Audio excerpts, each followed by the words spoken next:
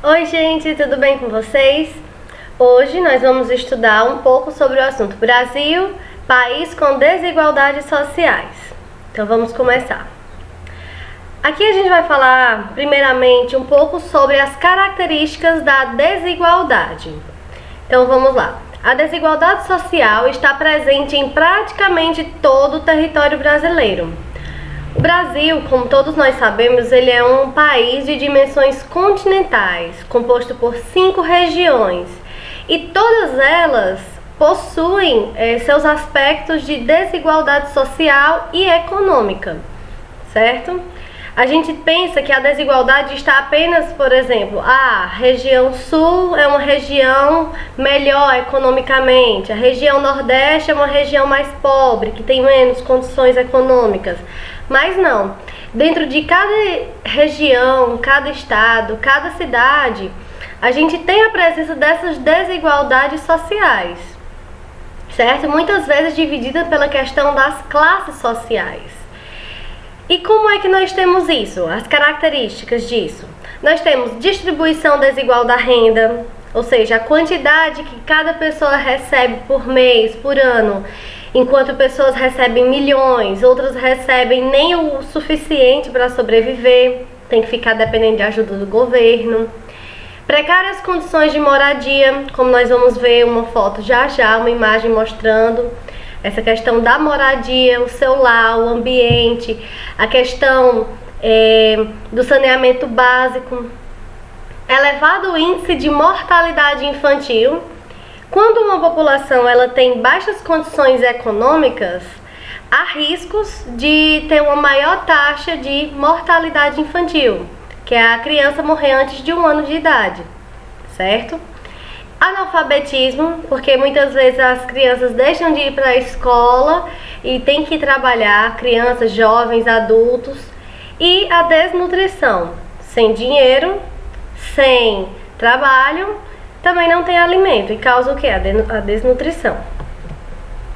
O outro lado da desigualdade, enquanto de um lado nós temos a pobreza, as dificuldades, a precariedade, do outro lado nós temos uma menor parte da população brasileira e também mundial está responsável, ela está possui a maior parte da riqueza produzida.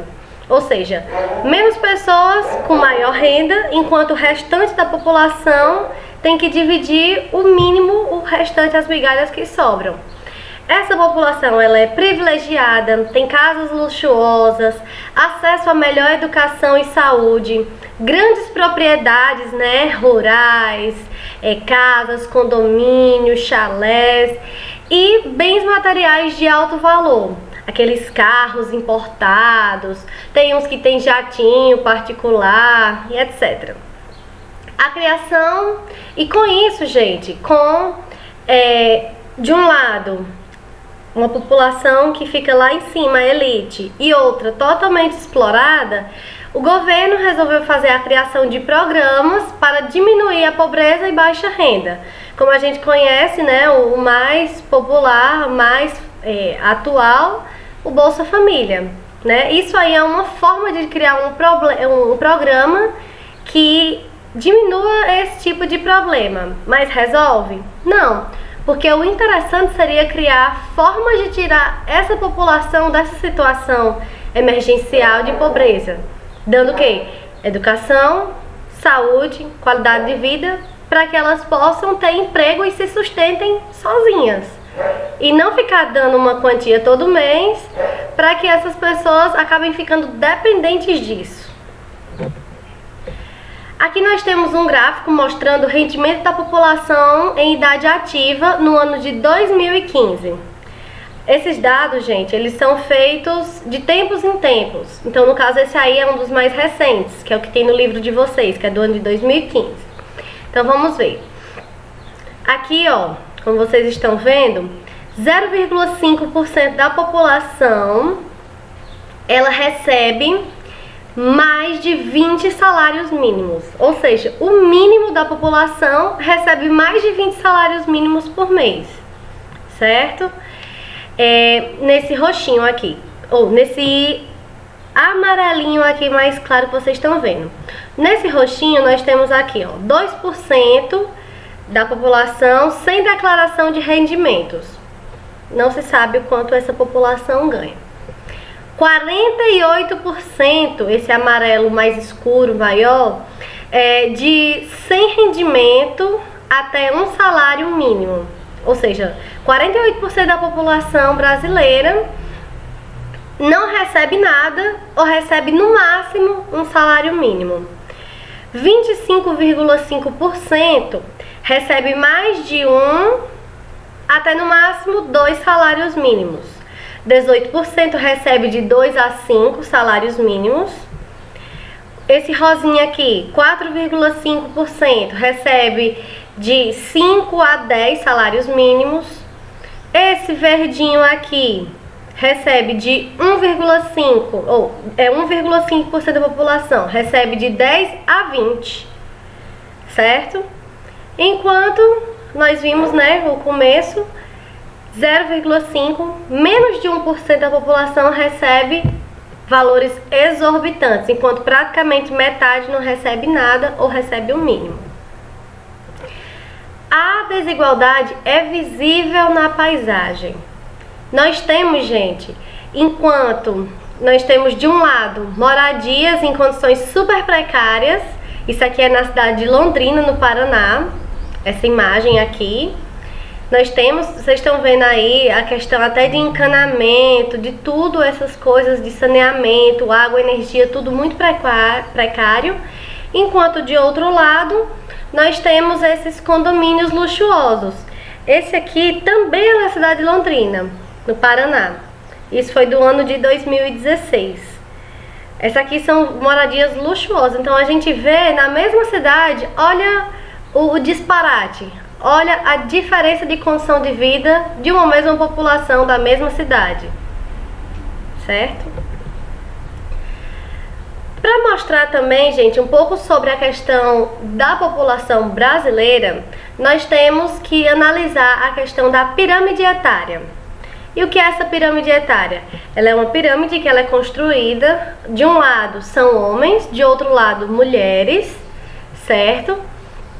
E de baixo começa a base, essa base aqui, ó, roxo, a parte inferior da pirâmide mostra a população de crianças e jovens até 19 anos. A parte azul, que é o corpo, ela é a parte intermediária entre 20 e 59 anos. E o ápice, ela mostra a população superior a 60 anos, ou mais, né? De 60 anos acima.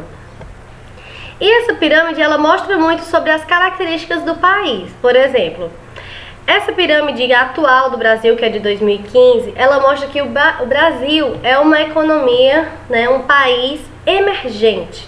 Ou seja, ela não é mais subdesenvolvido, mas também não chegou ao nível desenvolvido. Nós vamos olhar como ele era e como ele vai se tornar. Uma base mais estreita, ou seja, tem menos crianças. O meio mais largo, uma população ativa, que ativa é aquela que trabalha, que mexe com a questão de dinheiro, recebe, gasta. Mais gordinha, mais larga. E um pequeno alargamento aqui na parte superior, ou seja, a população idosa ela está conseguindo chegar a idades mais avançadas, porque antes era totalmente diferente. Certo? Isso aqui é uma tabela que mostra o que deveria ser feito, as necessidades de cada uma dessas bases, assim, né? De baixo, as crianças, a população adulta e os idosos. Com o ápice estreito, que é o que nós temos, 14% da população, né, idosa, mostra a expectativa de vida. Então, deveria ser investido, o governo deveria investir em programas de atendimento aos idosos, melhores aposentadorias e acesso a serviços médicos de qualidade. O corpo afunilado, ou seja, mais gordinho, como eu disse, representa 56% da população, os adultos. Deve-se investir em programas sociais que promovam o trabalho, a construção de moradias adequadas, saneamento básico, hospitais, ou seja, tudo aquilo que aquela população adulta que está trabalhando necessita para que tenha boas condições de vida para poder trabalhar. E, inclusive, fazer a rotatividade do capital dentro do país. A base larga que nós estamos vendo da população de crianças, que representa, crianças e jovens, que representa 30% da população, mostra também uma queda na taxa de natalidade, porque você tem menos criança, quer dizer que as pessoas, conforme o tempo está passando, estão tendo menos filhos, mas, em compensação, como as condições de vida melhoraram um pouco, a taxa de mortalidade diminuiu. E o que é necessário fazer com essa população, as crianças e jovens? Investir na construção de creches e escolas que evitem a evasão escolar e elevem o nível médio de escolaridade, porque muita parte da população brasileira ainda é analfabeta ou não concluiu nem o ensino básico, fundamental e médio. Aqui nós temos a comparação de como o Brasil era em 1980, tá vendo, ó? Muitas crianças nasciam, aqui nessa parte roxa, muitas crianças nasciam, mas elas não conseguiam chegar na fase adulta, ou seja, havia muita mortalidade infantil e a taxa de natalidade também era muito alta. A população adulta, ela era também cada vez mais diminuindo por questões de má condição de vida, certo? Muita precariedade, pobreza. E o ápice, que é a parte idosa, mais estreito ainda, ou seja, a expectativa de vida da população brasileira era bem menor. Em 2000, a gente percebe que a base ainda continua larga, mas aqui, ó, no iniciozinho, já tá vendo que tá começando a estreitar. A população ativa já está um pouco maior, ou seja, essas crianças aqui, boa parte delas conseguiram sobreviver e foram para a base, aqui é a parte adulta, o meio, e a população idosa já começou a ter melhores condições e começou a viver mais. Aqui nós temos a previsão para como vai estar a população brasileira em 2030, ou seja, nós vamos estar com uma expectativa de vida, agora começando de cima, uma expectativa de vida aqui nessa parte superior maior, muita população idosa. Vai ter uma larga população adulta, por quê? Por causa que o Brasil, vamos pensar comigo, o Brasil, se tiver mais idosos, quem é que sustenta os idosos? Nós, a classe trabalhadora de adultos, certo? Nós é que sustentamos ele. Se não tiver adultos suficiente para sustentar esse topo, que é a classe idosa, né? O grupo idoso, vai acontecer um caos. Então, por isso que o Brasil, gente, presta atenção, por isso que o Brasil, ele cria muitos programas de incentivo à imigração. Ou seja, muita gente de outros países na faixa adulta vem para cá para poder trabalhar e melhorar a questão da devolução dos impostos e contribuições ao governo para poder sustentar esse topo que está aí. E cada vez mais a população infantil, crianças, está diminuindo. Nesse outro gráfico aqui, a gente vê a participação de jovens e idosos no total da população brasileira, entre 1980 e a previsão até 2030. Você vê que o roxinho aqui são os jovens, certo? 50% da população era jovens e apenas 6% da população era idosa. E aqui nós tivemos uma queda drástica para 21% de jovens, quase equiparando aos idosos, que vai estar em 17%.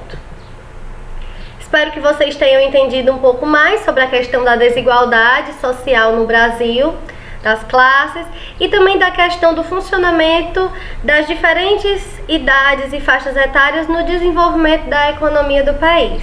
Um beijo para todo mundo e até a próxima!